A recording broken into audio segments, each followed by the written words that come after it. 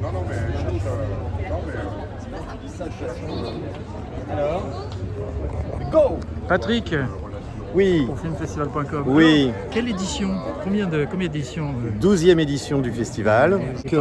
C'est ni son premier ni son deuxième long métrage à notre ami Thierry Cliffat. Donc, Oui. mais en revanche, c'est un ami du festival. Il a déjà été président du jury. Ce qui fait que voilà, nous on aime bien avoir des liens avec les gens qui sont venus. Et puis j'aime le cinéma de Thierry. Donc, et puis là en plus, il y a Isabelle Huppert dedans qui est lusienne. De cœur du moins, donc toutes les raisons étaient bonnes de présenter ce film.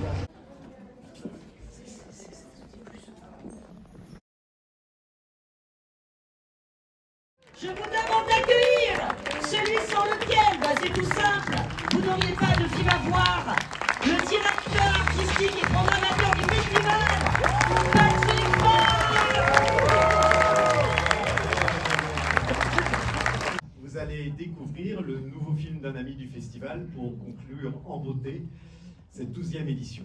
Un ami du festival, mais aussi un ami tout court. C'est important ici l'amitié.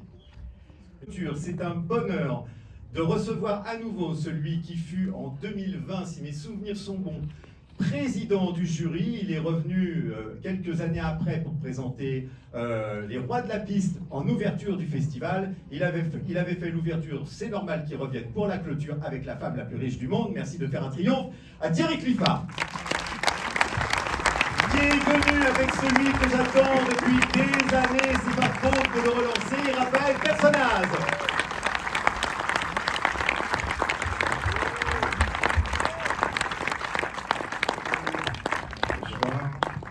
Bonsoir. Bonsoir. Très heureux d'être là. À chaque fois, ça me fait très plaisir. Tu es chez toi, Ouais. voilà. Exactement. Bah, j'ai plus ma chambre. Ah bah c'est pas de Je notre faute, sais, le je grand sais. hôtel est en travaux. Bon, j'ai gardé la clé, hein, Oui, pourtant. je sais, mais ils ont changé les serrures. Raphaël, bienvenue enfin, parce que ça fait un paquet d'années, quoi. Tu étais venu pour ce film formidable avec Yann Kruger et tout ce magnifique casting, qui était lui aussi en clôture. Donc, est-ce que tu feras un jour un film d'ouverture à Saint-Jean-de-Luz ou pas? C'est pas moi qui suis maître de la programmation, Ah bah, ça mais m'aide avec ma plaisir. faute. Un peu, oui, quand même. Bon, en tout cas, merci à vous deux. On va pas traîner parce qu'on Non. aimerait parler un peu du film après, avec vous. Donc, on va vous souhaiter une excellente projection. Chabi me demande de vous dire qu'il y aura un petit temps d'abord pour débarrasser un peu, parce que sinon... avec ces dialogues, parce que c'est très rare d'avoir un film où l'oralité compte autant et où bon, ça me paraît prétentieux, mais c'est vrai que on pensait beaucoup aux Liaisons dangereuses par exemple, parce que ça se passe beaucoup dans des salons, dans des endroits comme ça, clos, et que finalement, ces joutes verbales, ce plaisir qu'ils ont à jouer avec les mots les uns les autres, dont ils ont aussi la possibilité à être très cruel, très violent à travers ce qu'ils disent. Ça n'arrive pas, un film aussi dialogué et dialogué de cette façon-là, ça n'arrive pas tout le temps, enfin c'est même très rare, et pour eux et pour moi. Donc voilà, après, par rapport à l'histoire, aux faits divers, moi, ce qui m'a passionné, c'est que je me suis très vite aperçu que cette histoire, elle avait été beaucoup racontée par la fin, pas par le début. Donc ça m'intéressait d'aller voir ce qui s'était passé au départ, et je me suis rendu compte que c'était beaucoup une histoire à la fois d'amour et de désamour. Une fille qui découvrait que sa mère était capable d'aimer comme elle ne l'avait jamais aimé. Donc tout ça, et puis qu'il y avait dans cette matière tout du roman balzacien, de la tragédie shakespearienne, mais sur le ton de la farce et de la comédie.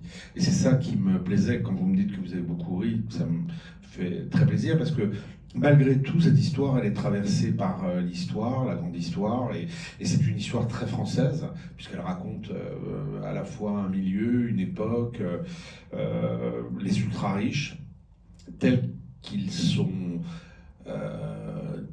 étaient à cette époque-là, c'est-à-dire fin des années 90, début des années 2000, et à une époque où ils étaient beaucoup moins sous le feu des projecteurs et des critiques qu'ils le sont aujourd'hui. Et c'est vrai que je me suis rendu compte aussi que les trois principaux protagonistes, ce trio infernal joué par Marina Foïs, Laurent Lafitte, Isabelle Huppert, sans parler évidemment du majordome, avait été beaucoup caricaturé à travers ce qu'on avait pu en dire, écrire sur eux, montrer d'eux, et que finalement ça m'intéressait d'aller chercher leur vérité, et que, enfin, en tout cas que la vérité qu'on nous avait racontée n'était pas nécessairement la seule vérité. Et voilà, donc à partir de ce moment-là, il n'était pas question de poser, de les juger les uns les autres, mais d'essayer de raconter les choses de la façon la plus, je dirais pas objective, parce que quand on les met en scène, évidemment, il y a une subjectivité, mais en tout cas d'essayer d'être fidèle à ce que j'avais l'impression qu'ils étaient. Pardon pour cette réponse très longue, faite de dédale. Plus de choses, effectivement, dans le film, le pouvoir c'est l'argent, et quelque part, le pouvoir c'est peut-être aussi l'amour, hein. On s'en aperçoit à certains moments. Mais je me demandais autrement, par rapport aux autorisations de la famille, et est-ce que la famille a vu le film, et est-ce qu'il y a des réactions ensuite, à la suite du film? Ou est-ce que c'est compliqué d'avoir des autorisations, ou ça se passe bien parce que on arrive un peu, des faits réels, mais un petit peu de fiction aussi, je sais pas. C'est là où la fiction intervient, c'est-à-dire que j'ai raconté cette histoire avec... il y a une part fictionnelle aussi, donc c'est pas les mêmes noms, c'est pas... donc non, j'ai aucun retour de personne, et je vais pas aller frapper à la porte, je vais pas aller les déranger.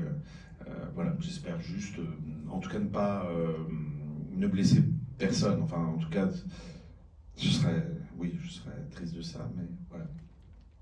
Je me suis emparé de cette histoire pour la faire mienne et pour donner mon point de vue là-dessus. Mais ces personnages, même si évidemment il y a une grande part de vérité là-dedans, c'est-à-dire que tout est vrai, mais tout est faux, et tout est faux, et tout est vrai. Donc après, c'est à chacun de se projeter pas dans l'histoire, en tout cas d'y entendre ce qu'il a envie d'entendre. Raphaël, comment tu t'es préparé à ce rôle? Est-ce que tu as lu sur la réalité? On vient de... Voilà. Et on parlait des dialogues tout à l'heure, de la truculence des dialogues, et comment... Je suppose qu'il devait y avoir un bonheur de jouer sur le plateau qui devait être assez colossal. En effet, oui, c'est la première séquence qui a été tournée. C'est une séquence de la maison en Grèce, cette très belle maison. Vous avez une séquence de repas où Laurent dit à Isabelle qu'elle devrait se faire tatouer une rose, que ça la ferait ressembler à un yakuza. Et donc, ça, c'est la première séquence qu'on a tournée. Il se trouve que moi, dans cette séquence, comme souvent, je servais du champagne. Donc, je voyais devant mes yeux, le premier jour de tournage, voir toutes les partitions de chacun, puisque tous les personnages sont présents à cette table. Je voyais tout ça, dès la première répétition, exister très fortement avec une proposition extrêmement forte de Laurent Lafitte, qui arrive, qui s'empare de ce personnage, qui le saisit avec gourmandise comme un ogre. Donc de voir cet appétit commun, en tout cas, qu'on avait pour ce texte, pour ces dialogues, c'était assez jouissif. Moi, j'avais un personnage qui est plus silencieux, qui est plus dans l'observation. Mais vous voyez, moi, je vais vous dire, d'ailleurs, j'ai écrit un texto à Thierry quand j'ai lu une séquence. Il y a une séquence où je me suis dit, ok, je fais ce film, parce que c'était un moment très simple. C'est le moment où je relève André Marcon, qui est tombé dans la salle de bain et qui me dit qu'est-ce que vous pensez, il faudrait mettre cette cravate rouge ou bleue, et juste là je passe au tutoiement et je lui dis mets la rouge avec la cigarette. Et là je me suis dit en une phrase, le simple fait qu'il passe au tutoiement, on se dit oh là là, où est-ce qu'on est, quelle est la relation de ces deux-là? Et je me disais ok, on a une écriture extrêmement précise, brillante, jouissive à jouer, vraiment tout le monde s'est emparé de ces dialogues-là. On nous demande souvent s'il y a beaucoup d'improvisation dans le film, pas tant, parce que enfin, tout était, il n'y en a quasiment pas, sauf Laurent qui en rajoutait un peu dans l'humiliation vis-à-vis de mon personnage. Ça, c'était assez amusant parce qu'il était très, très créatif. Très. On l'imagine. Et donc voilà, non, mais c'est assez rare de partager comme ça entre 6 acteurs une telle gourmandise pour les mots qu'on est en train de prononcer.